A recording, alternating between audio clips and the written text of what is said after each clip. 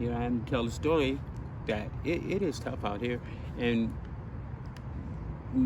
every city in the United States need to take a real close look at homelessness, you know, and what it's doing and what it is. You know, it's nothing to be proud of. It's nothing to be ashamed of. Yeah, you, our city officials need to really tap into it and take care of us. Help us take care of us. You know, man, when we go out and recycle, we do more cleanup than you could imagine, really. You know, yeah.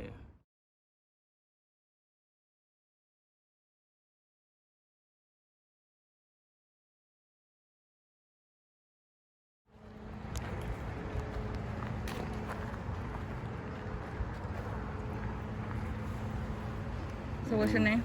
Well, my name is Thomas John, and I came to Las Vegas like 14 years ago, and almost 15.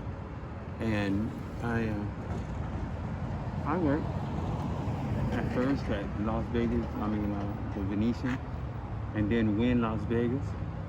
And I worked at Wynn Las Vegas for 15 years, no, 12 years, and retired, okay?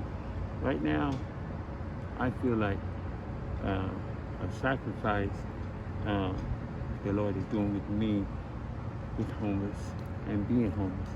I'm sacrificing this time because I'm never gonna live like this again, you know?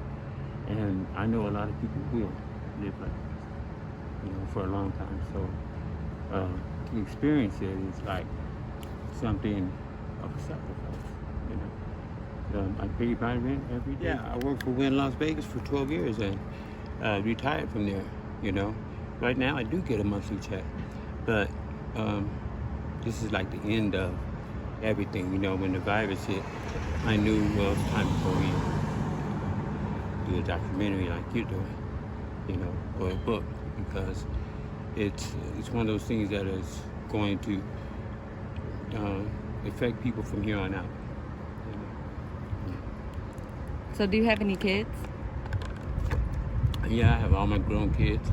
How many kids do you have? I have 3. 3 kids. All about the same. Yeah. And are they here in Nevada? No, California. Do you keep in contact with them? Yes, as much as I can. You know, me and the mom have a bit of problems. So, you know,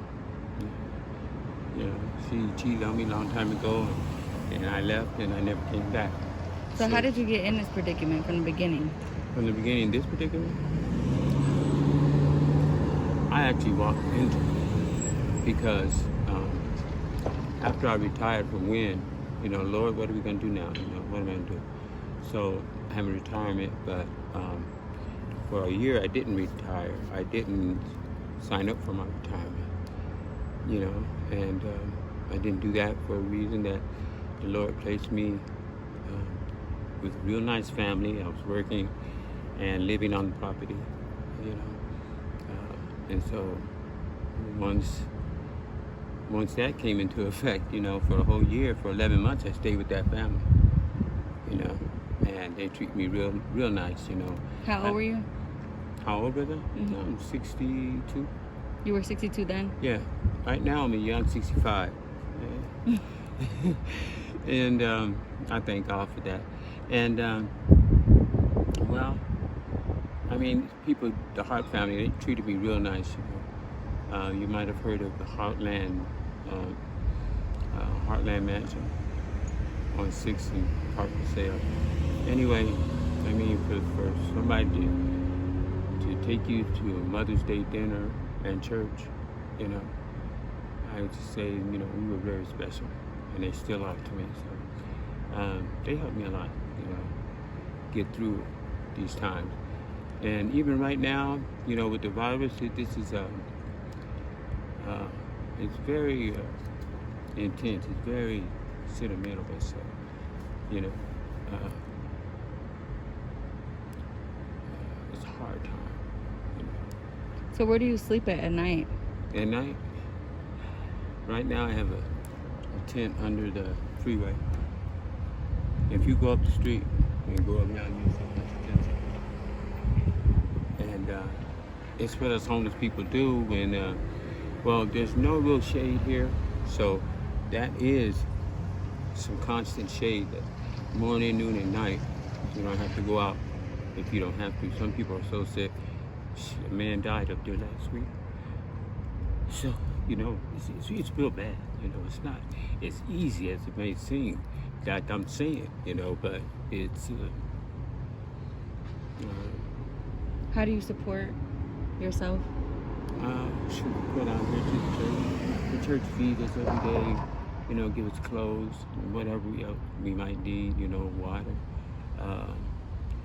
And then we go out, and I call it pillaging, It's a nice word for dumpster diving, And we go out and we get our cans and bottles and we sell them, And so that's what I'm doing right now.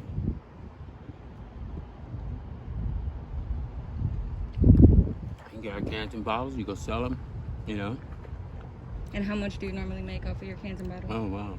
That right there might be like maybe $7. That's a lot. $7 for all of the. $7 for all of this. Yeah. For all these cans. Yeah, it's not smashed up yet. It's not, ready to be turned in, but it's. So you got about 1, 2, 3. You got about three regular bags, and about that big one is about 3 or 4, and that's all $7. Yeah. Yeah. Mhm. Yeah. So, we do this like on a daily basis. If we want to have,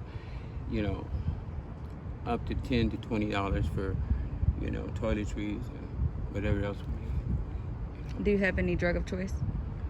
Yeah. I got hung up on this meth, this smoking of meth, but even that's old, done with that, So, and this didn't happen until I retired. I had 11 years sobriety working at Wynn Las Vegas. How was it working on the strip? It was good. Although we had a lot of Hispanic people coming in and really flooding the market where the work, the job